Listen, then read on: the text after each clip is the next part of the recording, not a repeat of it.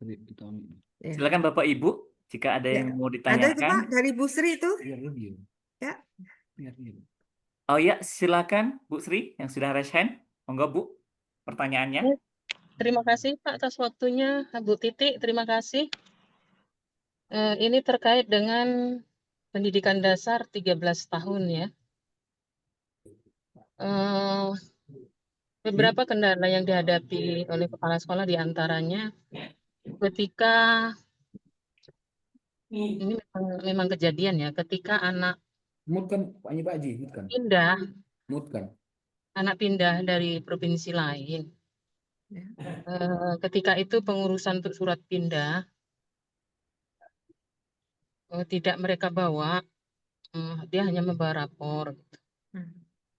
Ada yang tidak bisa menerima Ya. karena alasannya yaitu tadi akte dengan kakak. Ini sekolah lain sih sebenarnya. Ya. Nah, otomatis kan anak itu sekarang posisinya DO, putus sekolah kan itu Mbak. Ya. Apakah itu bisa ditindaklanjuti dengan usia yang mungkin sudah lewat usia SD atau bagaimana? Mohon masukannya Mbak. Demikian pertanyaan Mbak. Makasih. Ya. Oke. Terima kasih Bu Sri Utami ya, Ini Kepala sama-sama, Pak. Sekolah SDN 176 Tanjung Barat. Baik, satu lagi, silakan monggo Bapak Ibu. Sehingganya anak tidak diterima di Pak Kamto, monggo Pak. karena surat-suratnya tidak lengkap Pak. Monggo Pak. Assalamualaikum warahmatullahi wabarakatuh. Waalaikumsalam warahmatullahi wabarakatuh. Terima kasih Pak Hanafi. Nggih. Sehingga Ini beberapa yang mungkin perlu saya tanyakan. Yang pertama terkait dengan wajar 13 tahun. Surat-suratnya bisa atau PAUD itu wajib ya kan. Nah, terkait dengan hal itu, apakah untuk masuk SD itu harus punya ijazah TK atau PAUD? Jadi, itu harus menjadi syarat ketika mau masuk SD. Kalau itu namanya wajar ya kan? Iya. Apakah itu nanti harus kita terapkan? Kalau kita terapkan, kemungkinan ya itu ada permasalahan baru lagi yang akan kita hadapi.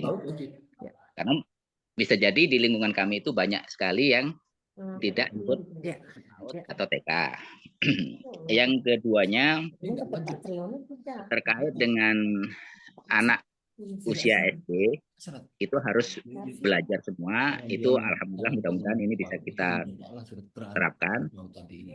Namun ini juga perlu kita introspeksi, apakah kita sudah bisa menyiapkan fasilitas ruang belajar yang memadai untuk menerima anak yang seharusnya masuk usia SD itu. Karena kami sendiri itu SD kami itu berdiri tahun 2006 sampai sekarang aja sudah sekian puluh tahun itu masih menumpang sebagian kelas itu numpang di madrasah yang itu swadaya masyarakat. Itu sebenarnya kami harus pakai helm Bu kalau sekolah untuk menutupi wajah biar tidak dilihat oleh tokoh masyarakat supaya tidak malu. Nah, jadi itu yang pertanyaannya untuk anak yang usia wajib sekolah itu di lain rumah tangganya. Iya, jadi itu yang apa? Terus yang kedua kalinya, yang ketiganya itu perihal anak yang putus sekolah. Ini kalau di tempat kami itu bukan seperti yang disampaikan oleh Pak Kadis tadi, bukan karena anak yang tidak mampu beli baju, bukan itu. Tapi memang karena mungkin SDM di lingkungan kami itu yang mungkin sangat rendah. Bahkan ketika ada anak yang bermasalah di sekolah, kami tegur, terus kami panggil orang tuanya datang ke sekolah itu malah marah-marah dengan kami. Sudah itu mulai besoknya anaknya tidak sekolah lagi. Padahal itu sudah kelas 6. Dan tahun ini Bu, kami punya 3 orang anak kelas 6 yang tidak mengikuti ujian akhir. Sampai waktu saatnya ujian susulan itu kami kirim surat. Kami kirim surat untuk mengikuti ujian susulan. Itu pun tidak muncul juga. Jadi memang kejadian yang kayak gitu itu yang untuk itu kami mohon bimbingan dari Ibu pengawas selaku pembina kami bagaimana menyikapi untuk kejadian masyarakat yang tipenya seperti itu. Jadi itu aja mungkin Pak, Bu, yang bisa kami sampaikan. Kalau kami bisa itu banyak sekali. Untuk itu terima kasih atas waktunya. Ya. Saya akhiri wabillahi taufiq wal hidayah. Wassalamualaikum warahmatullahi wabarakatuh. Waalaikumsalam Waalaikumsalam warahmatullahi warahmatullahi wabarakatuh. Bu Izin narasumber ini Bu ada Titi, Ya, Pak Admin izin. ya.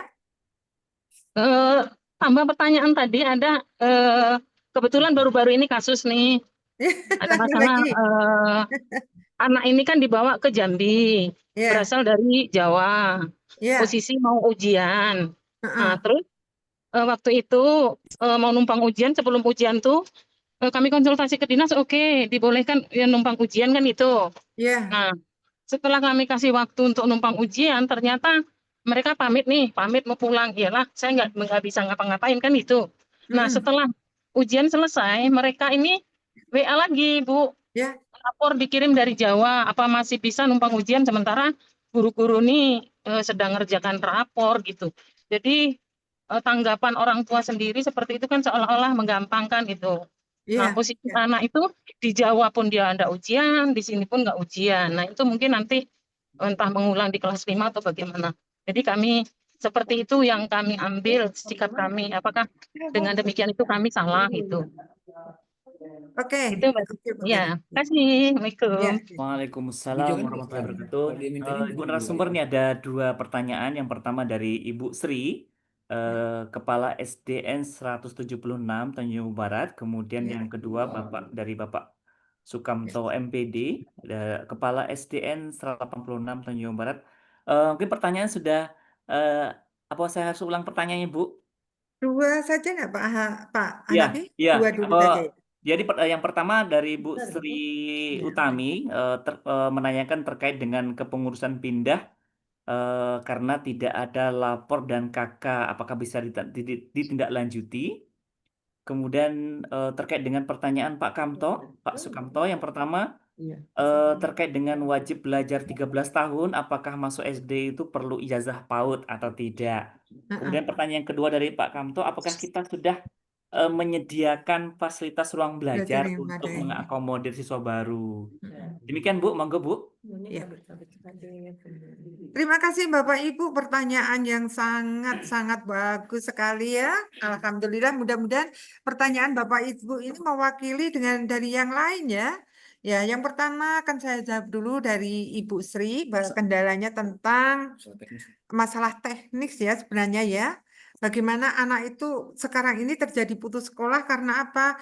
Kemarin tidak diterima itu karena persyaratan masuk sekolahnya belum ada. Nah, saya kira Bu Sri, anak nih harusnya tetap diterima. Maksud saya begini, diterima dulu, kemudian persyaratan bisa menyusul kan?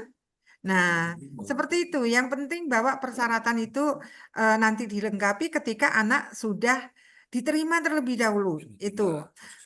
Yang pasti nanti proses untuk kepindahan anak itu bisa menyusul. Begitu maksudnya Bu Sri. Kemudian juga mungkin ada tambahan lagi dari Bu Sri tadi ya, yang langsung saja saya jawab, bahwa anak tersebut sebenarnya seperti kasus Pak Kamto, mereka menganggap bahwa permasalahan itu remeh. Ketika mau ujian, dia balik ke kampung, ke Jogja atau entah kemana ya di Jawa. Kemudian meninggalkan waktu ujian yang sudah disiapkan ya kan, yang jadwal ujian yang ada. Kemudian ternyata balik lagi ke sini. Itu kalau bisa. Kemudian bagaimana ini kasusnya yang seperti ini? Bu Kapit bisa jawab Bu yang seperti itu? Itu saya kira kalau dia hanya minta nilai saja, bisa kan Bu Sri ya? Karena penilaian anak sebenarnya kan tidak hanya sehari pada waktu dia ujian itu saja kan? Kita bisa melihat dari asesmen formatifnya ya. Nah, kalau dia cuma minta untuk waktu ujian itu tadi. Nah, maksudnya seperti itu. Nah, kakaknya kakak mana Bu Sri kata Bu Kapitnya? Halo, Bu Apakah Sri. harus Bentar, Mbak. menyesuaikan? Ya? Enggak sinyal. Halo? Iya, kakak anak Halo. tersebut dan kakak mana Bu Sri? Dari Jawa, pokoknya dari Jawa lah. Jadi udah dibawa ke Jambi ini udah 1 bulan. Dan ngubungi kami berapa hari mau ujian, mau numpang gitu. Jadi nilai-nilai semuanya di Jawa gitu.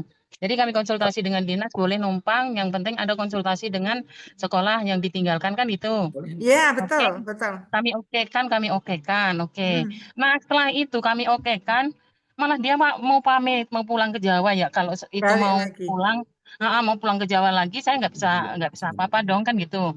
Iya, Udahlah, setelah beberapa hari kirain sudah berangkat ke Jawa kan gitu. iya, Ternyata eh, ujian sudah selesai, udah hari Selasa kemarin iya. ada kembali memberi kabar bahwa dia jadi sekolah di sini di tempat saya kan itu.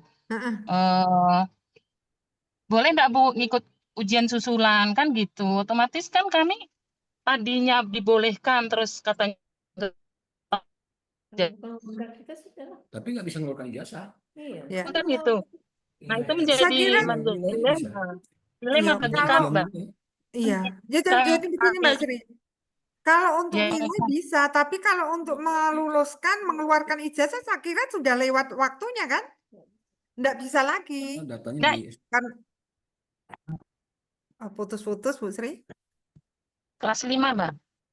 Ya. kelas 5. Oh, kelas 5. Ya, Kelas kalau 5, kelas Mbak. 5, kalau kelas 5 saya kira bisa ya Bu ya, Pindah. untuk yang penting nanti diterima dulu Mbak Sri kalau untuk proses suratnya dikirim. penilaiannya bisa melalui proses asesmen formatif tadi itu ya.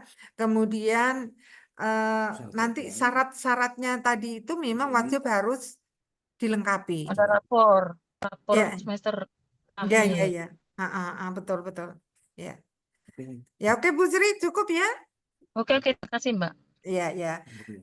Kita melangkah yang kedua, yaitu pertanyaan dari Pak Sukamto. Itu pertanyaannya yang pertama adalah apakah masuk SD harus punya ijazah 1 tahun? Nah, tidak harus Pak Kamto. Tidak harus bagi SD. Karena apa? Karena mungkin yang di PAUD tadi masih banyak yang belum tercover. Ketika dia waktu itu sudah masuk usia SD, nah di SD ini wajib menerimanya. Nah, kita kan pelan-pelan ya Pak Kamto, karena yang sudah ada ini PR kita nih banyak. Itu dari PAUD rata-rata itu yang belum sekolah tuh. Nah, sehingganya kalau memang dia sudah masuk ke usia SD di tahun ini, tidak pakai ijazah PAUD pun wajib diterima di SD. Nah, pakai jalur domisili. Bapak Ibu, ada catatannya juga ini nampaknya ya, untuk masuk SD itu kita lihat jalur domisili dia juga. Begitu. Ya. Kemudian juga begini, kalau untuk PAUD-nya bagaimana, Bu? Apakah dia wajib mengeluarkan, kan kalau PAUD wajib mengeluarkan ijazah ya. Nanti untuk guru SD, utamakan Bapak Ibu untuk yang memiliki surat keterangan ijazah yang dari PAUD. Sehingganya apa yang dilakukan di SD tadi itu juga memberi motivasi bagi anak usia PAUD untuk bisa masuk ke PAUD yang terdekat. Itu. Harapannya kan seperti itu. Tuh. Jadi tidak wajib ya Pak Kamto ya, tidak wajib, tapi utamakan dulu bagi PAUD yang sudah punya ijazah gitu maksudnya dari PAUD. Yang kedua tentang fasilitas ruang belajar yang memadai. Sekarang ini jangankan karena nambah lagi, sedangkan yang ada saja sudah hancur-hancuran gitu ya Pak. Pak. Nah ini yang pertanyaan saya nih, kenapa di dalam kota nih Pak Kamto kok bisa tertinggal gitu nih, bagaimana nih ceritanya nih? Sementara Pak Kadis sendiri sudah terbuka loh ini dengan segala macam proposal itu. Sekarang gini Pak Kamto, usahakan untuk buat ngajukan proposal lagi ke Dinas Pendidikan. Kalau toh di tahun kemarin itu memang tidak berhasil, siapa tahu memang giliran Pak Kamto untuk tahun ini. Begitu. Bapak konsultasi ke Dikdas, ya ke Kabid Dikdas dengan Pak Triyono, kemudian sampaikan bahwa memang kondisinya memang betul-betul sudah memprihatinkan. Jangankan untuk nambah kelas baru, kelas yang lama saja masih membutuhkan bangunan yang harus direhab begitu ya Pak Kamto ya. Nah itu Mungkin Bu, tadi. Ya. Terkait dengan masalah yang pengajuan dan apa itu, alhamdulillah Bu, bahkan Pak Kabid sendiri dengan didampingi kemarin dengan Pak Pengawas juga yang dampingin Ya. dengan Pak Kadis itu sudah ke lokasi karena mungkin ya seringnya saya ngajukan itu mungkin ya kan. Ya.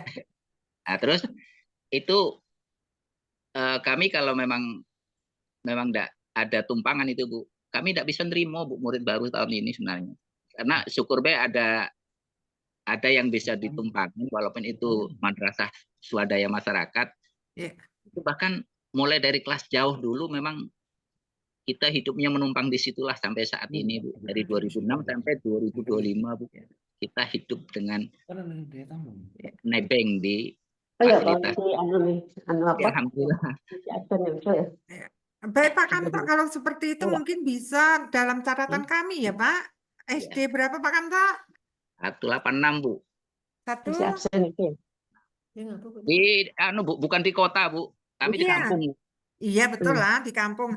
Artinya di SD 186 ya. Ya. Besok Ibu turun ya, nengok kami ya. Insya Allah nanti. Itu makanya saya bilang dalam catatan, nanti bisa kami teruskan ke Dinas Pendidikan SD 186. Kebetulan Pak Kadisnya sudah pegang Bu. Gedungnya memang sudah hancur Bu. Nah gitu. Ya, SD 186 ya Pak. Oh nanti itu ada Bu Kabid GTK ya? Ada, kan Bu Kabid PTK ada. Apa videonya saya kirim lah ke Ibu nanti. 186. Ya, 186. Baik Pak Kamto, alhamdulillah mudah-mudahan nanti apa harapan Pak Kamto akan segera terrealisasi di tahun 2025-2026 nanti ya Pak ya. Atau kalau memang dananya masih ada nanti ya. Kalau tidak mungkin di dalam tahun anggaran baru nanti ya Bu Kabid ya. Nah, mudah-mudahan di SD 186 segera bisa terrealisasi seperti SD-SD yang lain Pak Kamto. Amin. Nah, Amin. Insya Allah Pak Kamto diutamakan nanti ya untuk ke situ ya. Nah, selanjutnya untuk anak putus sekolah karena kalau menurut saya SDM-nya yang rendah tadi ya, jangankan mau diberi kemudahan, sedangkan sekarang ini nih seperti itu kondisinya memang sulit Pak. Itu perlu memang adanya pendekatan Pak Kamto. Nah, pendekatan itu bagaimana? Pendekatan tentunya kalau sendiri ya itu tadi. Ada berapa orang yang kelakuannya seperti itu? Maksud saya ya ada beberapa murid yang seperti itu. Memang harus ada sosialisasi itu di wilayah Pak Kamto tuh. Nah, nanti artinya begini Pak Kamto. Pak Kamto buat laporan tentang kondisi sekolah Bapak tersebut terkait dengan fasilitasi ruang belajar, terkait dengan kondisi anak sekian orang yang putus sekolah. Nah, kemudian permasalahannya apa?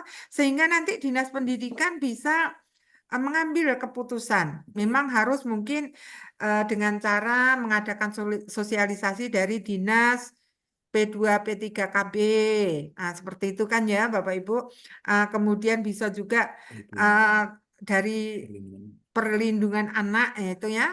Dari perlindungan anak atau mungkin dari Dinas Pendidikan itu sendiri yang menyatakan bahwa nanti memang harus diberi punishment ya seperti ini ya Pak ya.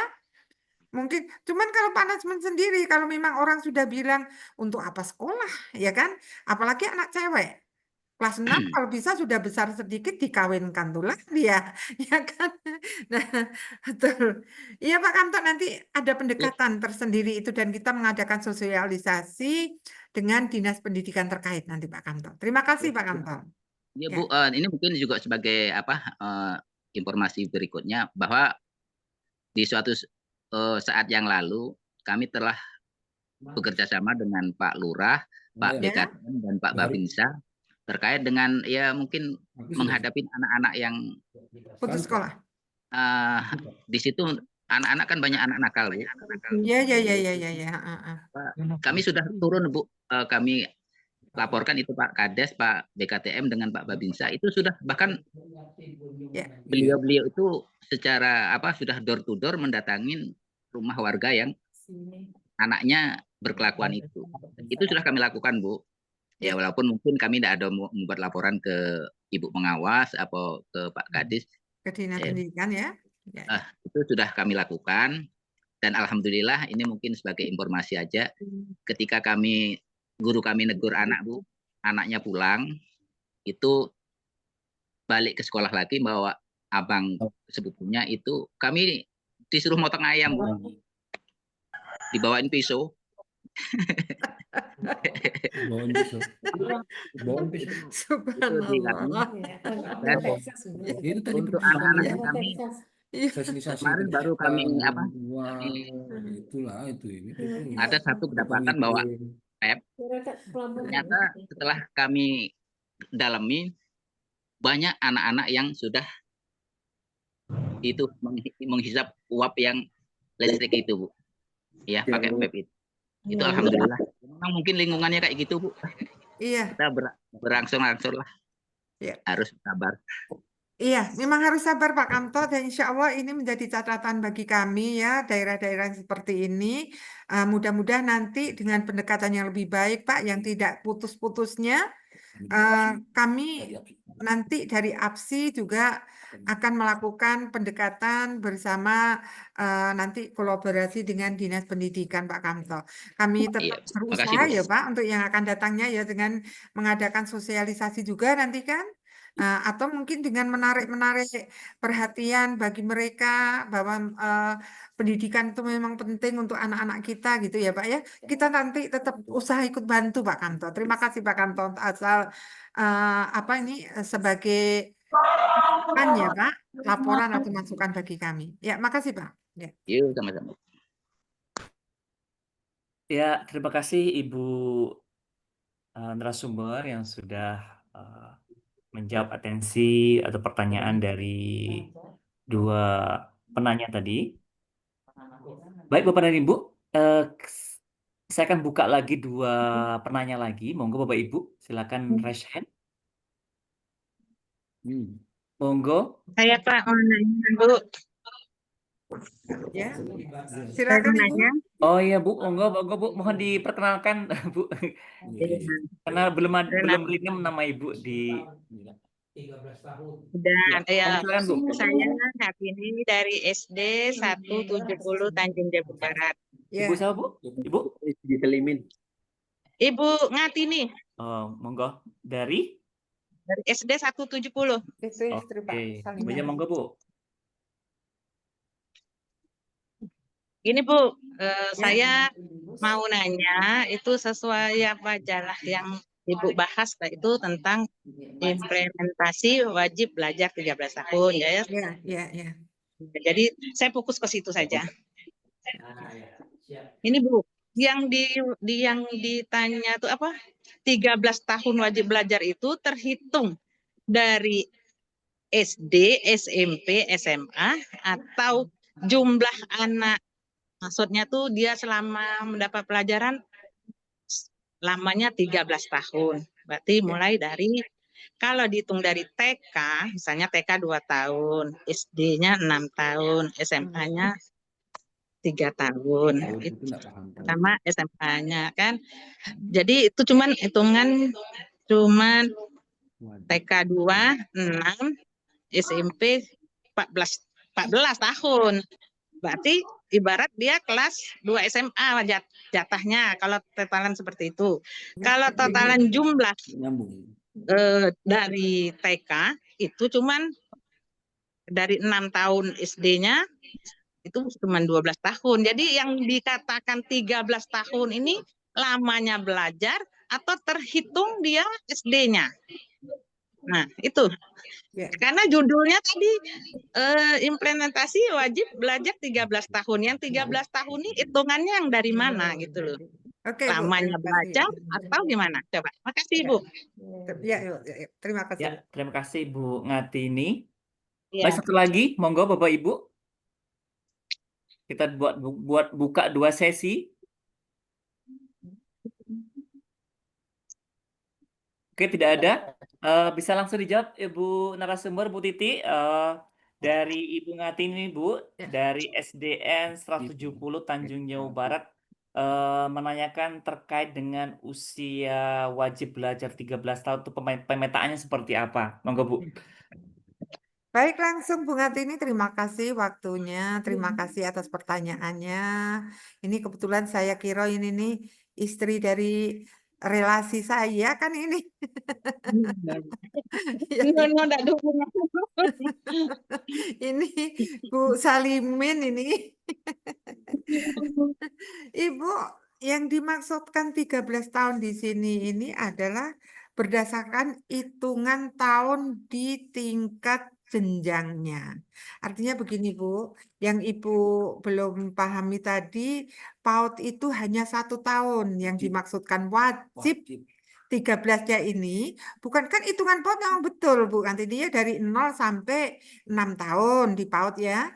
Tapi karena 1 tahun wajib belajar, jadi yang diwajibkan hanya 1 tahun di Oke. usia 4 sampai 6 tahun. Artinya kalau TK kelompok B persiapan masuk sekolah usianya 4 sampai 6 tahun. Nah, yang 0 sampai 4 tahun tadi tidak diwajibkan sehingga hitungannya 1 tahun di PAUD usia 4 sampai 6 tahun, kemudian 6 tahun SD, 3 tahun SMP, 3 tahun SMA.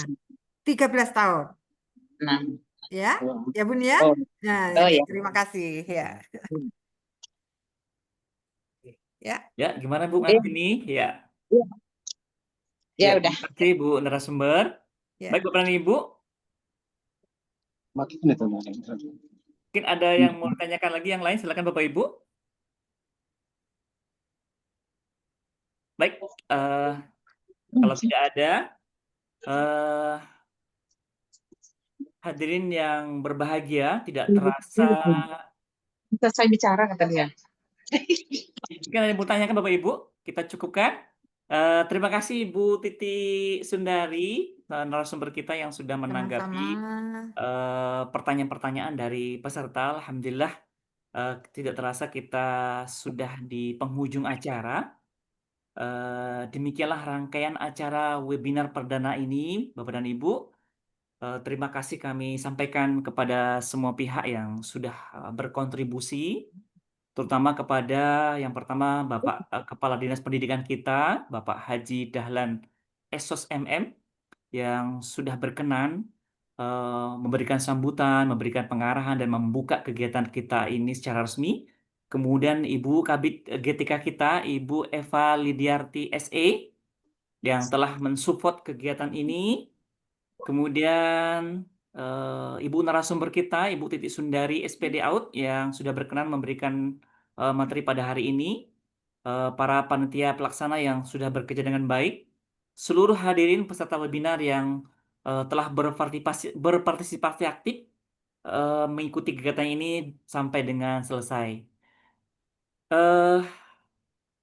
Saya Muhammad Hanafi mewakili dari pengurus APSI Kabupaten Tanjung Jauh Barat. Mohon maaf bila terdapat kekurangan dan kesalahan selama proses webinar berlangsung. Kami pamit undur diri Bapak Ibu. Baik, kita tutup dengan doa bersama, doa kafaratul majlis.